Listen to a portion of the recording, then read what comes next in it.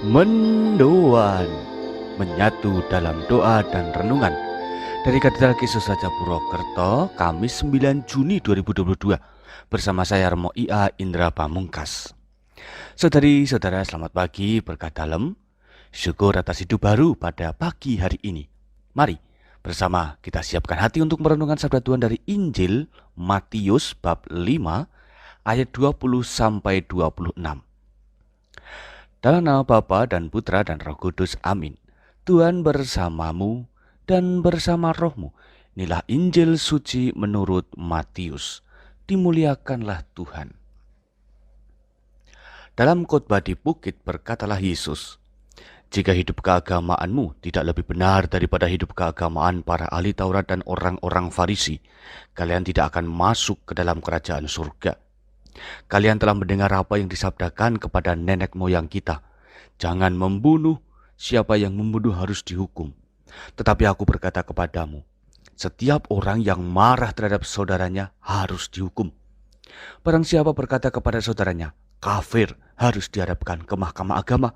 Dan siapa yang berkata, jahil, harus diserahkan ke dalam neraka yang menyala-nyala. Sebab itu jika engkau mempersembahkan persembahanmu di atas mezbah, dan engkau teringat akan sesuatu yang ada dalam hati saudaramu terhadap engkau, tinggalkanlah persembahanmu di depan mezbah itu, dan pergilah berdamai dahulu dengan saudaramu. Lalu kembalilah untuk mempersembahkan persembahanmu itu. Segeralah berdamai dengan lawanmu selama engkau bersama-sama dia di tengah jalan, supaya lawanmu jangan menyerahkan engkau kepada hakim, dan hakim itu menyerahkan engkau kepada pembantunya, dan engkau dilemparkan ke dalam penjara. Aku berkata kepadamu, sesungguhnya engkau tidak akan keluar dari sana sebelum engkau membayar utangmu sampai lunas."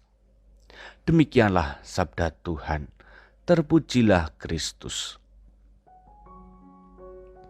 Hidup berdasar pada peraturan Yesus ternyata bukan hanya sekadar melakukan tindakan keagamaan secara patuh, tetapi juga tentang kemauan memahami akar dan makna perbuatan baik yang dilakukan. Segala perbuatan baik demi kesejahteraan bersama harus menyentuh pada nilai moral yang sehat, serta merangkul nilai-nilai Injil tentang pengampunan dan rekonsiliasi misalnya. Kasih kepada Allah harus terwujud pada kesediaan mengasihi sesama dan saling mengampuni. Ini adalah tantangan kita bersama untuk tetap memilih jalan hidup sebagai murid Tuhan. Tentu pilihan pada kedamaian adalah muara dari semua perbuatan baik dan ketaatan terhadap Injil. Saudari-saudara, satu hal yang agaknya perlu kita perhatikan yaitu tentang mengampuni, sebagaimana yang diajarkan Yesus hari ini. Tidak ada kerugian jika kita mudah mengampuni.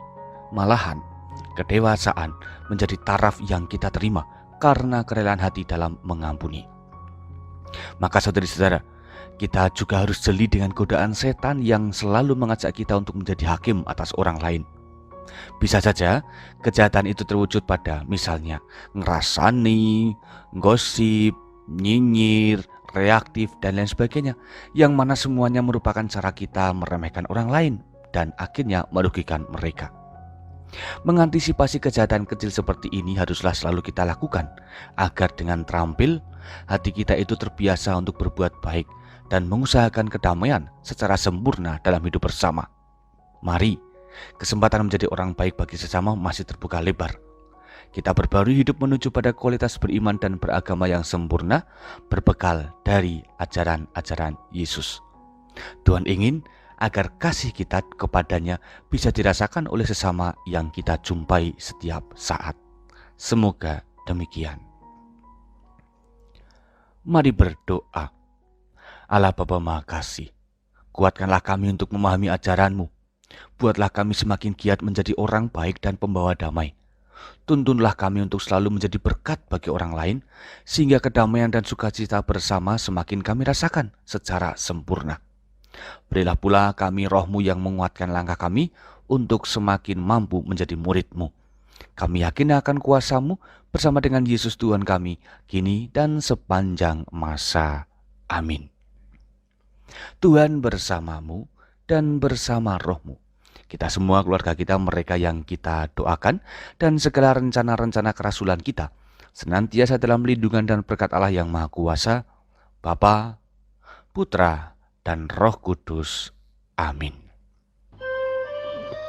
Saudari-saudara, selamat beraktivitas. Tuhan memberkati. Salam mendoan.